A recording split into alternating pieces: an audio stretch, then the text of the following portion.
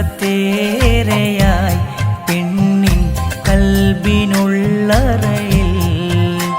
ഇഖ്ലാസ് മാത്രമാ അവളുടെ ജീവപാതയിലും. ഒപ്പന കൈത്താളമായി നിറമേഴിനത്തൊരു ചിരിയിലായി കുസൃതി കൊഞ്ചിയ ബാല്യവും കാനോത്തിരാവൊരു പൂതിയായി.